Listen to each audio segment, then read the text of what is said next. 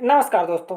मैं राजेश आप सभी का स्वागत करता हूं आपके अपने यूट्यूब चैनल RSG के क्लासेस में। तो दोस्तों, जैसे कि आप सभी को पता है कि हम यहां पे जो है साइंस के 1000 क्वेश्चन जो है कंप्लीट करने वाले हैं, जिसमें से हमारा पार्ट 6 जो है कंप्लीट हो चुका है और आज का जो पार्ट 7 है उसे आज हम कंप्लीट कर लेंगे। ठीक है, अगर आपने इससे पहले की वीडियो नहीं देखा है तो आप हमारे डिस्क्रिप्शन बॉक्स में जो लिंक दी गई है वहाँ से जाकर देख सकते हैं। ठीक है, तो आइए हम आज का ये वीडियो शुरू करते हैं।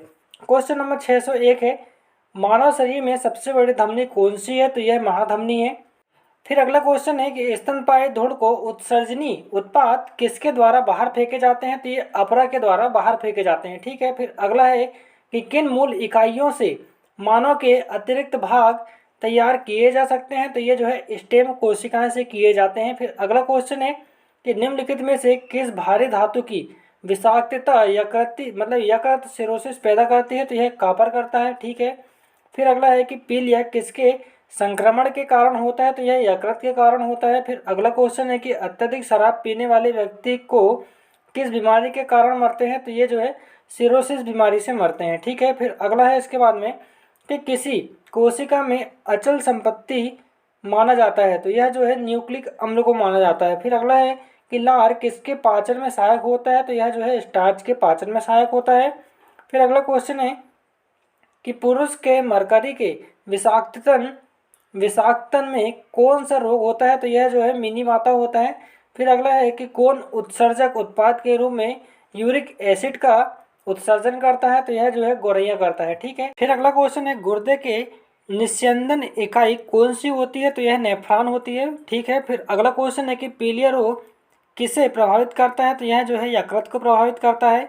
फिर अगला है कि पैरामीशियम, ठीक है, क्या है क्वेश्चन कि पैरामीशियम में उत्सर्जन द्वारक को इस नाम से जाना जाता है? तो यह जो है साइटोफाइज के नाम से जाना जाता है। ठीक है, फिर अगला है यूरिक एसिड किसमें प्रमुख नाइट्रोजनी अपशिष्ट होता है? तो यह पक्षी में पाया जाता है। फिर अगला है अम्लजन कोशिका का अर्थ किसका स्त्राव होता है? तो यह जो है हाइड्रोक्लोरिक एसिड का होता है। ठीक है, फिर अगला है कि परागज ज्वर किसका लक्षण होता है? तो यह एलर्जी का होता है। फिर अगला क्वेश्चन है कि किस खाद्य फसल में प्रोटीन की मात्रा सबसे अधिक होती है? तो यह सोयाबीन में होती है। फिर अगला क्वेश्चन है बहुत अधिक पकाना और खाद्य तेलों का बार बार प्रयोग होना अत्यधिक अवांछनीय है, क्यों है? तो यह जो है कार्सिनोजेनिक पदार्थ जैसे बेंजापाइरिन पैदा होते हैं। ठीक है, फिर अगला क्वेश्चन है कि थाइमस ग्रंथि जिस हार्मोन को पैदा करती है उसे क्या कहते हैं? तो इसे जो है थाइमोसिन बोला जाता है। ठीक है, फिर अगला है कि मानव मस्तिष्क की कौन सी पाली श्रवण से संबंधित है? तो यह जो है शंखपाली होती है। ठीक है, फिर अगले क्वेश्चन की ओर चलते हैं। क्वेश्चन नंबर 621 है, जब हम किसी वस्तु पिंड को देखते हैं तो रेटिना पर बनने वाला प्रतिबिंब कैसा होगा? तो यह जो है वास्तविक तथा उल्टा होगा। ठीक है, फिर अगला क्वेश्चन है कि मस्तिष्क का कौन सा भाग मोटर नियंत्रण में महत्वपूर्ण भूमिका अदा करता है? तो यह सेरिबेलम होता है। ठीक है, जिसे अनुमस्तिष्क बोलते हैं। फिर अगला क्वेश्चन है कि शरीर का वह भाग कौन सा अंग है जो कभी भी विश्राम नहीं करता है? तो यह हृदय होता है। ठीक है, फिर अगला है कि जब आँख में धूल जाती है तो उसका कौन सा अंग सूज जाता है और गुलाबी हो जाता है? तो यह जो है नेत्र श्लेष्मा होता है। ठीक है, जिसे कंजक्टाइवा बोला जाता है। फिर अगला क्वेश्चन है कि आँख के रोगों के निकट दृष्टि दोष को कहते हैं? तो इसे जो है मायोपिया बोलते हैं। फिर अगला है कैंसर के उपचार के लिए उपर्युक्त गैस कौन सी है? तो यह रेडान होती है। फिर अगला है कि पीनियल ग्रंथि कहाँ होती है? तो यह मस्तिष्क में पाई जाती है। ठीक है, फिर अगला क्वेश्चन है कि मेनिंजाइटिस रोग किसको प्रभावित करता है? तो यह मस्तिष्क को प्रभावित करता है। फिर अगला क्वेश्चन है कि शरीर का तापमान सहसा कम होने के कारण शरीर से अधिक ताप की हानि के फलस्वरूप अल्प ताप होता है? तो यह जो है मानवों में होता है। ठीक है, फिर अगले क्वेश्चन की ओर चलते हैं।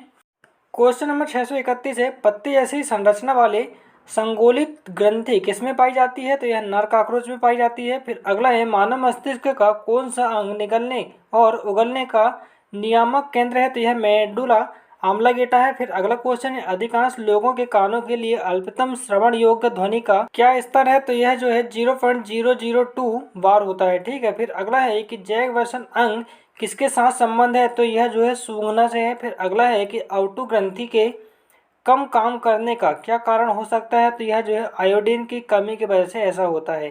फिर अगला क्वेश्चन है हार्मोन आमतौर पर किस में नहीं होते हैं, तो यह बिल्ली में नहीं होते हैं। ठीक है, फिर अगला क्वेश्चन है कि शरीर में सबसे बड़ी अंतःस्रावी ग्रंथि कौन सी होती है, तो आउटू ग्रंथि होती है, जिसे थायराइड ग्रंथि बोलते हैं। ठीक है, फिर अगला है एस्ट्रोजन और प्रोजेस्टेरोन किसकी वृद्धि को नियमित मतलब नियंत्रित एवं उत्तेजित करते हैं, तो यह पीयूष ग्रंथि को करते हैं।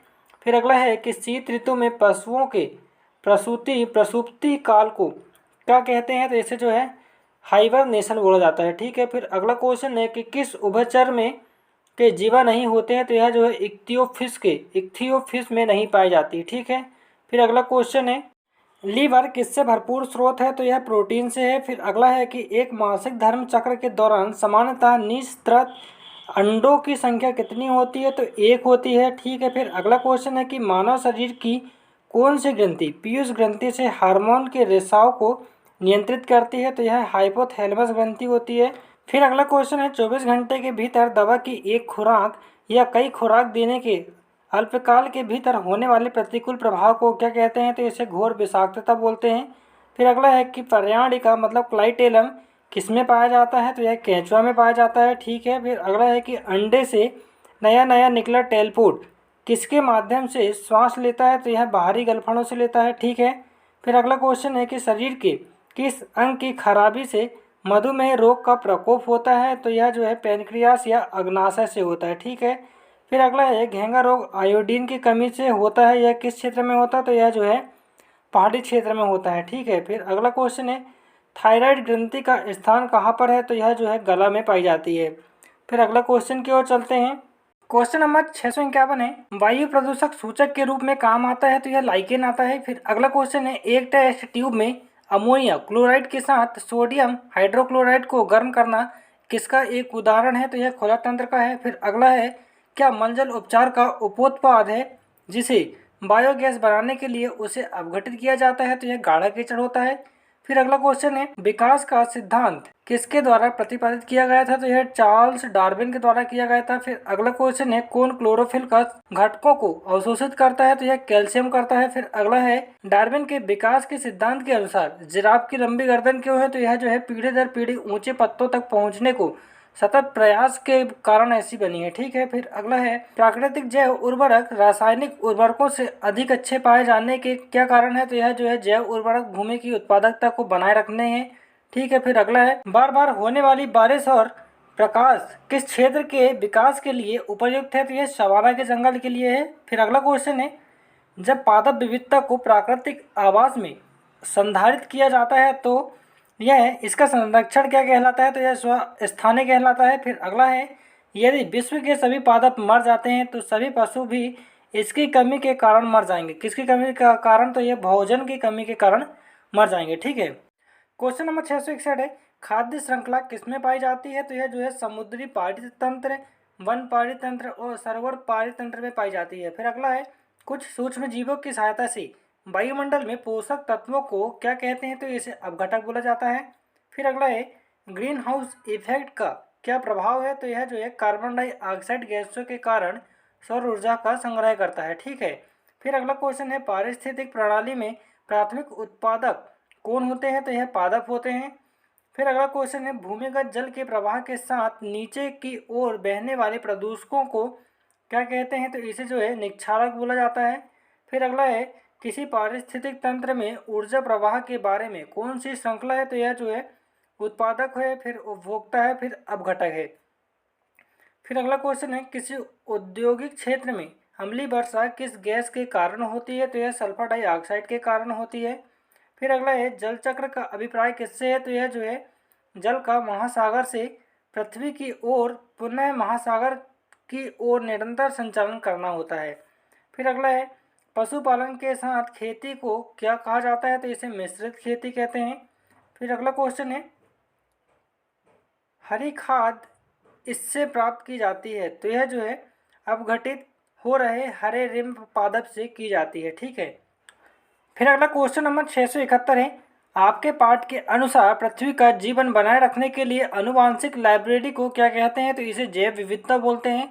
फिर अगला है योग्यतम की उत्तरजीविता मतलब सर्वाइवल ऑफ द फिटेस्ट किसने प्रतिपादित किया था? तो यह डार्विन ने किया था। फिर अगला क्वेश्चन है, पत्ते में एक खम्भ मृदुतक का मुख्य प्रकार क्या है? तो यह प्रकाश संश्लेषण है। फिर अगला क्वेश्चन है, कौन से खाद्य श्रृंखलाओं द्वारा संचयन के लिए महत्वपूर्ण शक्ति सहित प्रतीत होता है? तो यह डीडीटी में होता है। नेक्स्ट क्वेश्चन है, सौर ऊर्जा का अधिकतम स्थिरीकरण किसके द्वारा किया जाता है? तो यह हरे पादप के द्वारा किया जाता है। फिर नेक्स्ट क्वेश्चन है कि राइजोस्फीयर शब्द किसने गढ़ा था? तो यह जो है हिल्टनर ने गढ़ा था। फिर नेक्स्ट है, कौन सी भूमि खेती के उपयुक्त होने पर भी प्रतिवर्ष नहीं जोती जाती?